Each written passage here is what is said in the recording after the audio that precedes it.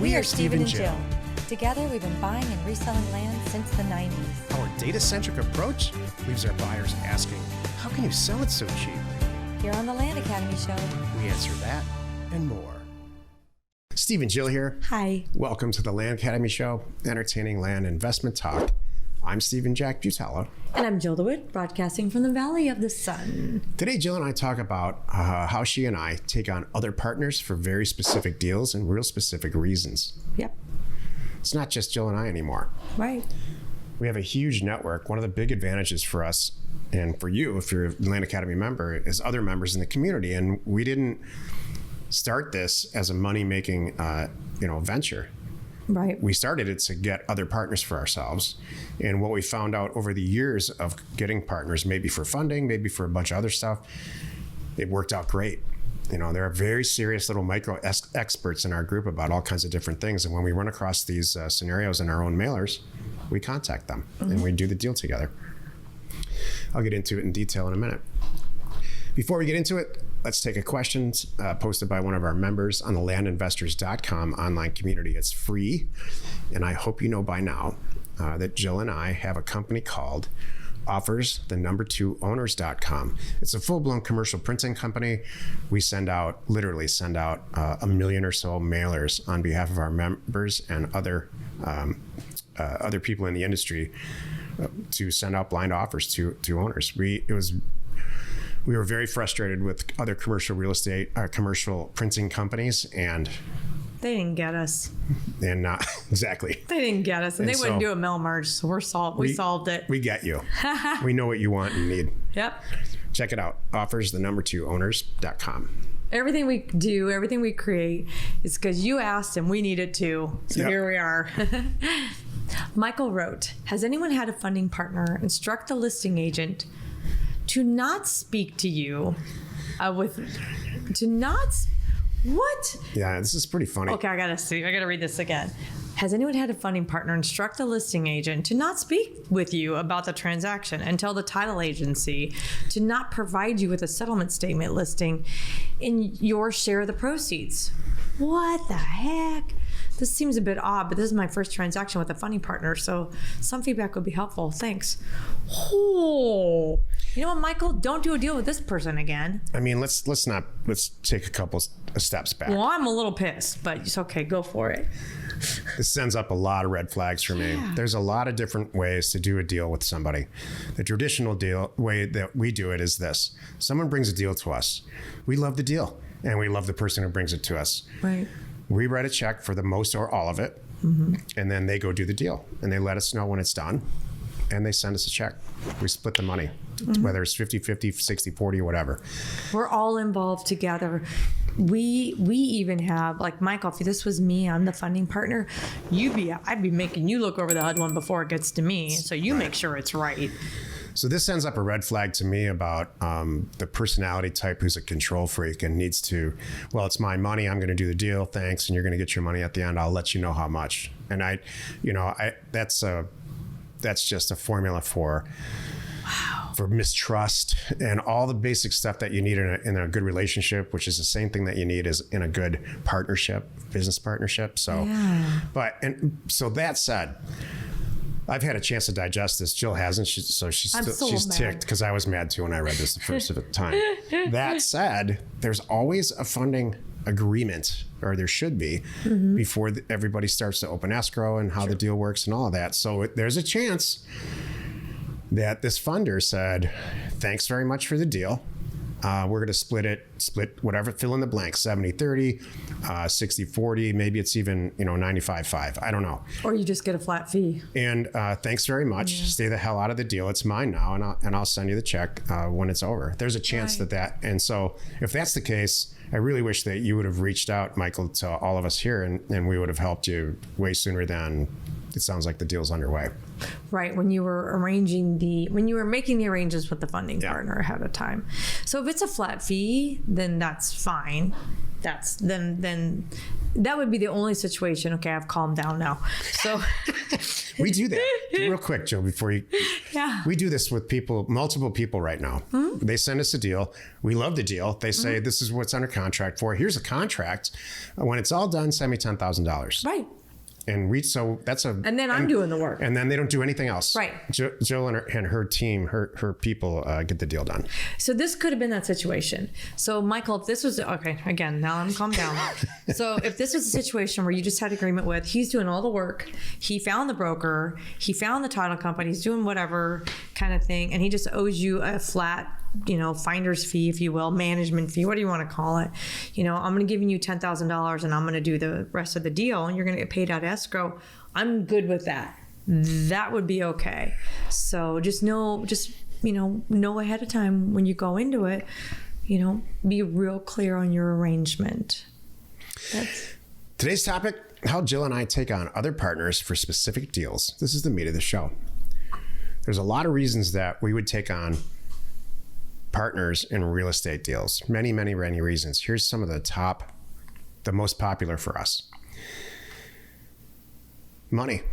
We love that somebody needs money. They found a great deal. Like we always say, no good deal should go to waste. So they find a great deal, they bring it to us. The deal's great. The person who's bringing it to us seems great. They seem involved and active and have somewhat of a personality. And they know what they're doing. No obvious personality disorders. And so we fund the deal. We go down the path together. They get half, we get half, and we're all very happy. Mm-hmm. Another reason would be really geographic specific knowledge. So we have a person in Florida, his name's Josiah in our group, who's an expert. He's a wetlands expert. He's just an all around really good guy. He's very successful in his own right, but if I came up with a deal in Florida, I wouldn't even think of doing it regardless of how small or big. I would much, much rather split money with somebody who's an expert and have the deal actually happen than screw it up myself because I don't know anything about what's happening. Mm-hmm. So it's very difficult to know everything about everywhere. Let's be honest. I'm not even going to pretend to. It's, in our group, probably the one that knows the most about everything in the country is you. Yeah, I certainly know where I don't want to do deals. And you remind me that every day. What the hell? I'm just kidding. The third reason that you would do a deal with somebody is because not so much their geographic, they're more knowledgeable about geography. It would be they're more knowledgeable about product type. So very often people or like us or our members send out offers in areas where there's a lot of oil wells or gas wells or all kinds of stuff. That can be very, very profitable in the same manner deforestation, where there's a lot of places in this country where wood companies come in and clear out certain types of trees. It's very, very profitable. And there are people in our group who specialize in it. They're in our group for that reason. They're deforestation people in the first place, but then they join Land Academy to find land more efficiently to go do that. Mm-hmm. So if I came up or Micro chose to send a mailer where I know that there's all kinds of deforestation happening, then I would call these people and say, hey, what do you think about this deal? If you like it, let's split it. Our group has gotten big enough, not too big, thank you. I keep a lock on it, but we have just the right amount of people that whatever you need, there's probably someone in the group that can help you, and they'll either guide you for free, just give you some information, tell you who to call, point you in the right direction, lend some experience, and or if you want, say, hey, you want to take this down together, jump in with you. We all say this often, it's way better to go in with a partner, know what you're doing and do it right and get a percentage of something, right? Even if it's less percentage. I mean, I'm not getting the whole profit now. I'm sharing a percentage with this person, but man, what a better outcome versus going in blind or not doing the deal at all because I don't know what I'm doing. That's really what it is. What ends up happening in these specialization scenarios is that we do deals that we would normally not do because it's outside of our comfort level, or more importantly, it's outside of our risk level.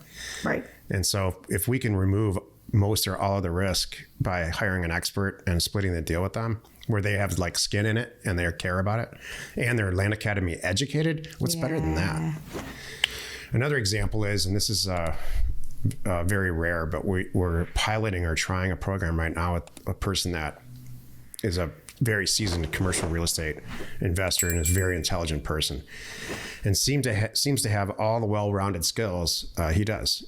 He's both a Jack and a Jill. He's done it on his own for quite some time, but he's never really sent out mailers. So we're testing that with his name on it. He's getting calls back and he's putting deals into a CRM, and it seems to be working out really well.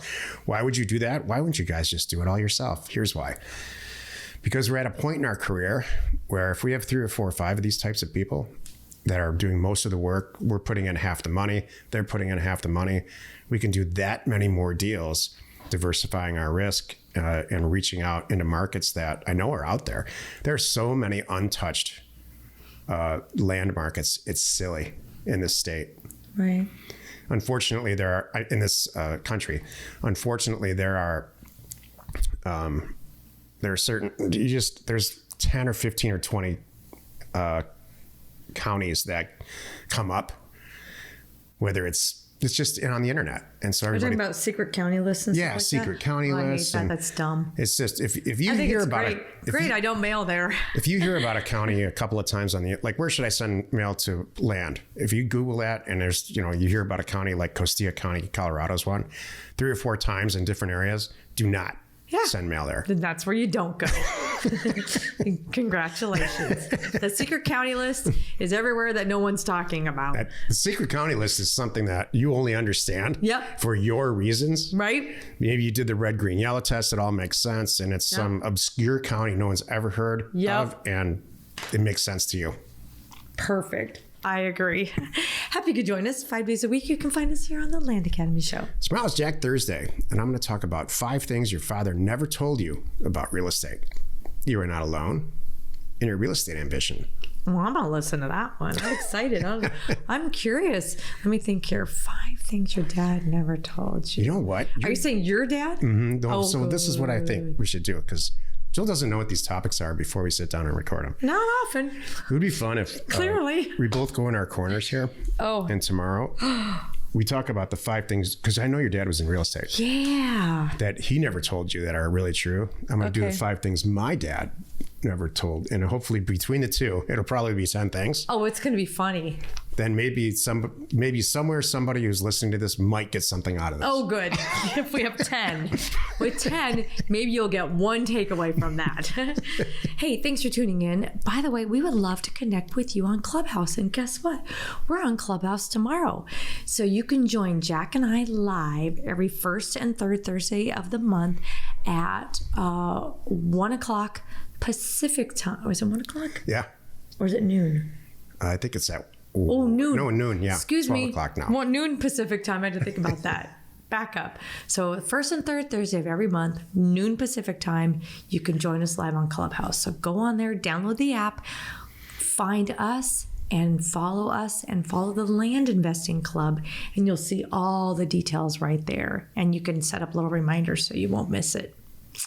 We are Jack and Jill. Information and inspiration to buy undervalued property. We hope you find our content valuable, and we appreciate your support. If you have not already, please check out our channel and hit the subscribe button. And your comments and suggestions help us to create the content you're here for. Hitting the like button helps to support our channel's algorithm and gauge your interest for future shows.